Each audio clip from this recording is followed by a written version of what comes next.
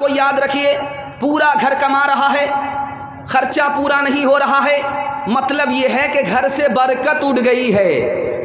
برکت کیسے اٹھ گئی؟ اللہ کا خوف اٹھ گیا، اللہ کا خوف اٹھنے کی وجہ سے برکت اٹھ گئی۔ پورا گھر مل کر کے کما رہا ہے، خرچہ پورا نہیں ہو رہا ہے۔ تیسری بات کو یاد رکھیے، آج یہ اعلان ہوتا ہے، آپ لائن بازار میں جائیے، وہاں اعلان ہوتا ہے بچے کم ہی اچھے، 2 بچے ہو جائیں آپریشن کرا لو۔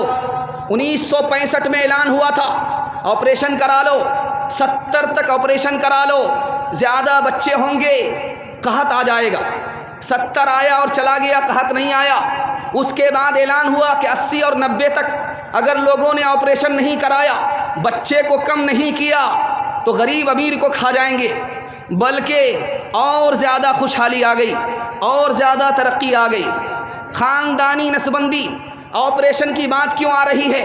جس کو اللہ کے خزانے پر بھروسہ نہیں ہے، اپنی جیب پر بھروسہ ہے، وہی اپنی بیوی کا آپریشن کرا رہا ہے۔ جس کو اللہ کے خزانے پر بھروسہ ہے، اس کو آپریشن کی کوئی ضرورت نہیں ہے۔ اللہ کے رسول کی خدمت میں ایک جوان آیا، گھر میں خرچہ کم ہے، کہا حج پر جاؤ اللہ خرچہ بڑھا دے گا۔ کہا خرچہ کم ہے، کہا نکاح کر لو، کہا نکاح کر لیا، خرچہ کم ہے، کہا دوسرا نکاح کر لو، تیسرا نکاح کر لو۔ آج آبادی بڑھے گی، مسئلہ آبادی سے نہیں ہے۔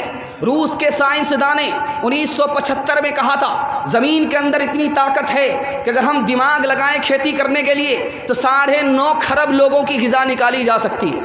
مسئلہ کیا ہے کہ ہم حد سے زیادہ پیسہ خرچ کرتے ہیں۔ گٹکا کھانے میں کتنا پیسہ خرچ ہوا ہے، سن کر کے آپ کو حیرت ہوگی۔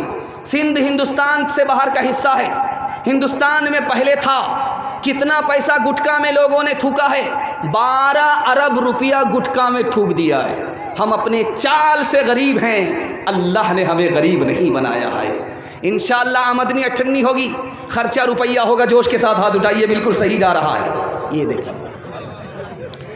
اے سب سے اول اور آخر، جہاں تہاں حاضر اور ناظر، سب سے انوکھے سب سے نرالے، آنکھ سے اوجھل دل کے اجالے، نا جہاں کی کھیپنے والے، دکھ میں تسلی دینے والے، سوچ میں دل بہلانے والے، بپتا میں یاد آنے والے۔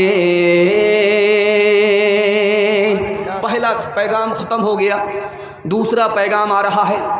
آپ ترقی کیسے کریں گے یہ راز آپ کو بتا رہا ہوں۔ پورے جلسے میں آپ اس کی حفاظت کر لیجئے، میں گارنٹی لیتا ہوں 10 سال کے برابر 1 سال میں آپ کو ترقی ہوگی انشاءاللہ۔ ترقی کرنا جانتے ہیں، ترقی کرنا چاہتے ہیں، دونوں ہاتھ اٹھائیے۔ 3 منٹ میں جلسہ مکمل ہو رہا ہے، جوش کے ساتھ ہاتھ اٹھائیے، بالکل صحیح جا رہا ہے۔ 7 خود معاف ہے، اس کے بعد غلطی مت کیجیے گا، سیدھا جنازہ پڑھیں گے۔ دوسرا پیغام بہت خوبصورت آ رہا، آپ کے سامنے آ رہا ہے، دھیان سے اس کو سنیے گا۔ آذان ہوئی ہے، کس نے آذان دیا؟ بلال نے آذان دیا۔ لوگوں نے جھگڑا شروع کر دیا، گورا آدمی کو آذان دینا چاہیے، کالے آدمی نے آذان دے دیا، مزہ خراب ہو گیا۔ اللہ کے رسول نے فرمایا اللہ کے یہاں کالا گورا نہیں دیکھا جاتا، جو دیندار ہے اس کو اللہ پسند کرتا ہے۔ بلال کو اللہ دینداری کی وجہ سے پسند کر رہا ہے۔ نماز کی باری آئی، اللہ کے رسول صلی اللہ علیہ وسلم آگے بڑھے نماز پڑھنے کے لیے۔ ایک جوان آیا، روک دیا، میں چابی دے نہیں سکتا، دروازہ کھول نہیں سکتا، اللہ کی بندگی آپ نہیں کر سکتے۔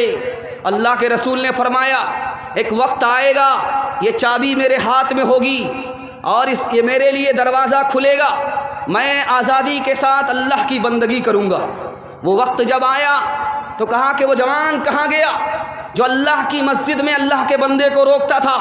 مجھے سجدے کے لیے اس نے چابی نہیں دیا۔ وہ جوان آ گیا، کب تمہارے ساتھ کیا کیا جائے، مارا جائے یا چھوڑ دیا جائے؟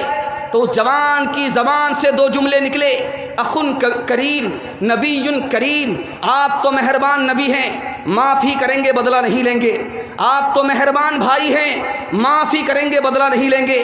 اللہ کے رسول نے فرمایا معاف کر دیا, چلو زندگی بھر تمہارے لیے احسان کر دیا, یہ چابی تم کو دیتا ہوں, تمہارے خاندان کو دیتا ہوں, اور قیامت تک کے لیے چابی دیتا ہوں. 3 مثال آپ کے سامنے آ رہی ہے, دھیان سے اس کو سنیے گا. رمضان کا مہینہ ہے, تراویح پڑھنے کے لیے لوگ آئے. کسی نے کہا کہ 8 رکعت پڑھیں گے, کسی نے کہا کہ 20 رکعت پڑھیں گے. بیچ میں ایک صاحب آ گئے, تم کتنی پڑھنی چاہتے ہو؟ کہا 8 رکعت. کہا بہت کم پڑھنا چاہتے ہو. کہا تم کتنی تراویح پڑھنی چاہتے ہو؟ تو کہا 20 رکعت. کا بہت زیادہ پڑھنا چاہتے ہو.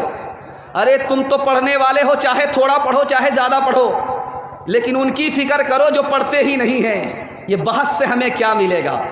آپس میں بحث کرنے سے, جھگڑا کرنے سے کیا ملے گا؟ تم بھی فکر کرو اس کی جو نماز نہیں پڑھتے, ہم بھی فکر کرتے ہیں اس کی جو نماز نہیں پڑھتے. تیسری بات آپ کے سامنے آ رہی ہے, یہ ملک آزاد نہیں ہوا ہے. امام صاحب کھڑے ہوئے ہیں نماز پڑھانے کے لیے, پیچھے جیسے ہی ولضالین کی صدا لگی, ایک نے آہستہ سے آمین کہا, دوسرے نے زور سے آمین کہا. اس نے اس کے گریبان کو پکڑا, تم نے آہستہ سے آمین کیوں کہا؟ اس نے اس کے گریبان کو پکڑا, تم نے زور سے آمین کیوں کہا؟ اس نے اس کو لاٹھی ماری, اس نے اس کو لاٹھی ماری. اللہ کے گھر میں 2 مسلمان لہو لہان ہو گئے. عدالت میں مقدمہ آیا, وکیل کو سمجھ میں نہیں آیا یہ آمین کس زمین کا نام ہے, یہ آمین کس مکان کا نام ہے. 15 منٹ تک تو حاکم کو سمجھ ہی میں نہیں آیا کہ جھگڑا کس پر ہوا ہے. کہ یہ آمین دعا کا نام ہے. اس حاکم نے ججمنٹ لکھا, اس سے ہماری عقل کی پٹی ہٹ جاتی ہے, ہم کو اپنی حقیقت معلوم ہو جاتی ہے. اس نے لکھا کہ آمین کی 3 قسمیں ہیں. ایک آمین آہستہ سے, یہ بھی حدیث سے ثابت ہے. ایک آمین زور سے, یہ بھی حدیث سے ثابت ہے. ایک تیسری آمین ہے آمین بالشر, فتنہ اٹھانے کے لیے کہ میں تم سے اچھا, تم مجھ سے اچھا نہیں ہو سکتے. یہ فتنہ اٹھانے کے لیے آمین ہے, یہ نہ حدیث سے ثابت ہے. یہ دیوبندی بھی گنہگار ہے, یہ سلفی بھی گنہگار ہے. آخری مثال آپ کو سناتا ہوں, پیغام ختم کر رہا ہوں. آپ دیکھیں گے دلی میں ایک مسجد ہے, اس کا نام لال کنویں والی مسجد ہے. لال کنویں مسجد کا جو امام تھا وہ بریلوی تھا, اور ان کے پیچھے نماز کون پڑھ رہے ہیں؟ دیوبندی پڑھ رہے ہیں. اس دیوبندی عالم کا نام کیا ہے؟ حضرت نانوتوی نماز پڑھ رہے ہیں. جب انہوں نے سلام پھیر کر کے دیکھا کہ اچھا نانوتوی نماز پڑھ رہے ہیں, میں تو ان کو کافر کہتا تھا اور یہ میرے پیچھے نماز پڑھتے ہیں, مارے شرم کے پانی ہو گیا. حضور معاف کر دیجئے, میں تو آپ کو کافر کہتا تھا, آپ میرے پیچھے نماز پڑھتے ہیں, مجھے معاف کر دیجئے. آج میں مارے شرم کے پانی ہو گیا. میں راز بتا رہا ہوں, مرواڑی کی طرح آپ کو ترقی ہوگی, گجر کی طرح آپ کو ترقی ہوگی, مہتا کی طرح ترقی ہوگی. 2 بات پر صرف عمل کر کے دیکھ لیجئے, 1 سال میں 10 سال کے برابر ترقی ہوگی. ترقی کرنے کے لیے تیار ہیں؟ دونوں ہاتھ اٹھائیے, انشاءاللہ بالکل صحیح جا رہا ہے.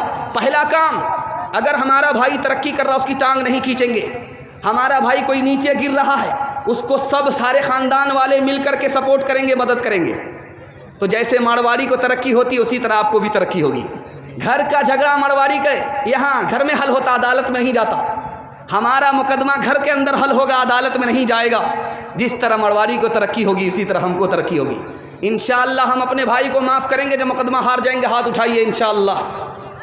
یہ دیکھیں, اپنی ملت پر قیاسق وام مغرب سے نہ کر, خاص ہے ترکیب میں قوم رسول ہاشمی.